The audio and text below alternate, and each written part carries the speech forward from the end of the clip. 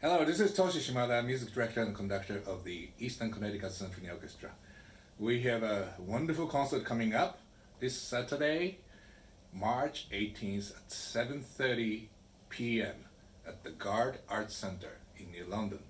And today we have a special guest into this interview, our guest vocalist for the evening, especially for the singing Brahms' Ein deutsches Requiem. And so I'd like to meet them right now. And our soprano soloist is Sarah Joyce Cooper. Hello. And baritone, shall I say just baritone is fine? No, bass baritone. Yes. Eliam Ramos, welcome. Thank you for having me. And we're quite excited, of course, and a lot of our audience are really excited that you're here. Sarah, you sang with us before in Yes. church, a different venue, but Actually, I think it was. was it here? I Was think it here? was here. Okay, yeah, okay. Yeah. So, yeah, my mind is going away. We had a pandemic. It was a long That's time right, ago. yeah. So welcome back, and then your debut here. Debut, yes. Nice to Thank you for having me. May I ask you a kind of personal question, where you grew up and where were your activities and so on? Yeah. Sarah, you want to start? Sure. So I am from Massachusetts. I grew up in. So far away. I know. Such a long drive here. About 20 miles west of Boston. And I grew up in a musical household. My mom is a pianist. My grandmother was an opera singer. Oh my. But I went to college planning to have nothing to do with music professionally. I was pre-med and a molecular biology Oh my. and it took me a while to finally admit to myself that I was pretty miserable in that department. And I started taking voice lessons and singing in the choir, and singing in the choir was my favorite thing about being in college for a long time. Which college did you go? Princeton. Oh, great. And once I started taking voice lessons, I eventually switched to the humanities department and ended up majoring in French, which Nice. kind of set me on a path to studying French music, giving a senior recital for my senior thesis, and from there I said, I think I want to do a little more of this. So I applied to grad schools, and I guess I never looked back. And ended up here. That's wonderful. Well, thank you for your background. Well, how about Eliam? Am I correct? Is it correct? Yeah, very correct. Thank you. A lot of people say Eliam, Eliam, many versions, but you're right. Yeah, there are many. I am born and raised in Puerto Rico. Oh, right. Yes. My family there don't have musicians per se, but they've always loved it. And I wanted to be a music teacher. Oh. I always loved singing, but I never thought I could sing opera or nothing like that. Just like a Pavarotti. He was a teacher and he... There you go. So I went to school for that, and while I was there, I joined the choir. Same, I love the choral music. And one year, the conductor of the choir of the conservatory was teaching at that school. And he heard me, was like, why aren't you at the conservatory? I'm like, because I don't sing opera or I don't do nothing like that.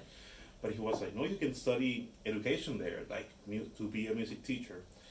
And I auditioned and I went into the conservatory. That was when I started taking voice lessons per se. And at the time, they didn't have a lot of low voices, so they started using me for the opera workshop. And I was like, I like that. And since then it's been a discovery. Like, oh, I can do that. Oh, and as the voice matures and we learn, it's been a great process, and that's how I got here. Wonderful, wonderful. And it's great. I have a boring life because I always wanted to be a conductor since 80-year-old. Here I am, same thing. I'm pursuing, but I'm lucky one. So. But you have something that all of a sudden click on it, and then you're taking up, and that's wonderful. I want to ask you, before we get into the German Requiem, so far, what is your kind of highlight of your career? Oh my Sarah? goodness. Or something that you really enjoyed? The first one that comes to mind was when I was in the choir, actually, and we were singing Messiah in David Geffen Hall, and it was just surreal to be there with the New York Philharmonic, and I think Jane Glover was conducting, and we got to do it for several nights in a row, and I mean, I think it's as close to bliss as you can come. For me, anyway. Yeah. Well, you're gonna have a moment more like that when you're singing solo. Yes. Yeah. For me, I will say the first time I performed professionally, I was in the choir too. They were doing Don Giovanni, and I was studying at the conservatory already, and I'm in church one Sunday. The director of the company calls me, Eliam, I need you to learn the commendatore part. Oh my! The bass is getting sick, and I'm like, oh. And I started learning whatever, and I ended up doing it. That's great. And I was like, my goodness. wow. And I mean, also, what an opera just to come in the beginning, die, and then come as a statue. It was like a whole experience. But it was fun, and I loved it. That's great. I will say that was the highlight. Yeah. The first one. Wow. Good. Well, okay, now the German Requiem. You're a French major, and now you're singing in German. Yes. Do you have a chance to sing in German often? Or? I don't. I don't have a chance to sing in German often. I think the last time it was Pamina, flute with English dialogue, but German singing. Oh wow. And I used to shy away from German a little bit because I would get tongue-tied with all the consonants. But I feel like during the pandemic I did a lot of Duolingo. Yes. And I don't want to, I mean, maybe, I think that definitely helped. So a couple years later, now that I'm singing in German art song, and the Requiem, of course, I just find myself enjoying the consonants more, and really, instead of fighting to get around them, like making them part of the line. What a fun! That's something. The part you're singing is kind of like a leader anyway. It's very, True. It's I love the movement, actually. It's my favorite movement. Oh. Sorry, you have a moment too. But it's so touching. I think. Indeed. So just continue with, sorry, if you don't mind. You get to sing only in one movement. Is it kind of let down, or? I don't think so. Just because of how beautiful it is. When I first heard it, I just kind of had to sit back and go, wow, okay, I guess I'm singing this. And I think it kind of captures the crux, I think, of what Brahms was trying to communicate with the Requiem, which is that this idea of being separated in death for a little while, but then being reunited. And I think the text, hear it from Matthew,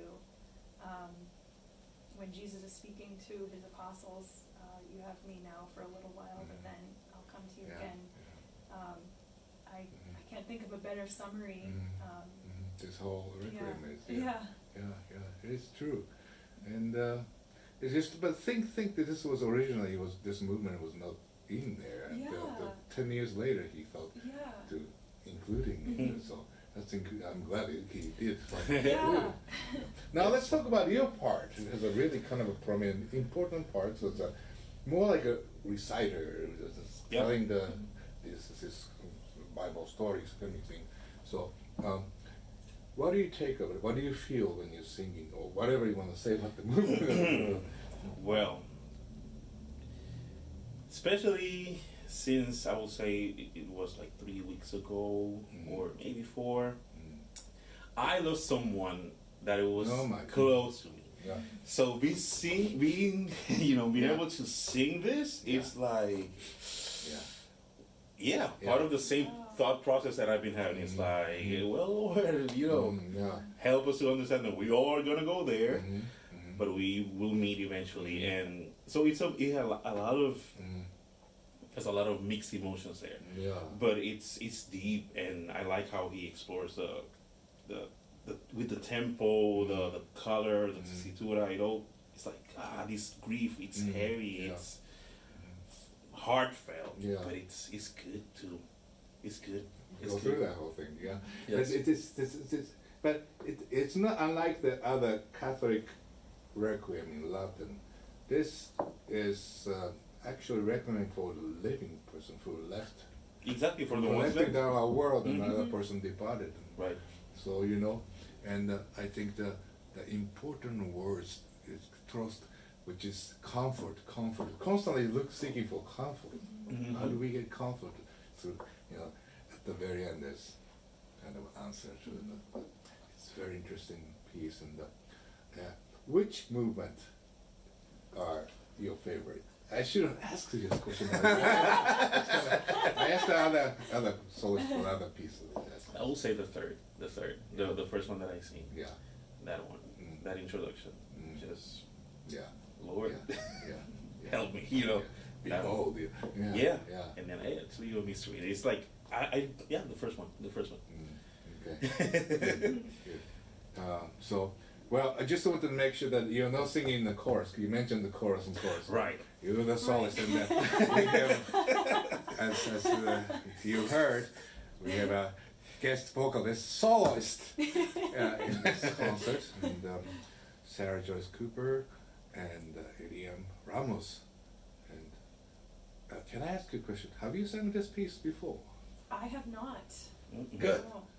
Yeah. So we did not in the together. chorus, not the solo, it's nothing. Yeah. First, new.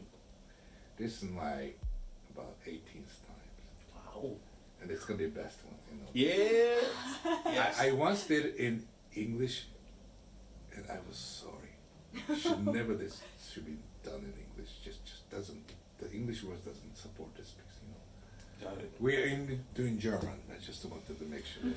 Yes, we are. So there will be a translation of German into English in the program booklet. But so I'm so delighted you're here. Glad to be here. And, this is not going to be the last time. Last. It's Excellent. It's going to be like your second time, but maybe third or fourth. Yes. Yeah, it's great to have you in the community. Likewise. Yeah. Likewise. Thank you for having Thank you very me. much, and like I said so many times, looking forward to this Saturday. Thank you. Yes, Me too. you are too. Thank you. Thank you.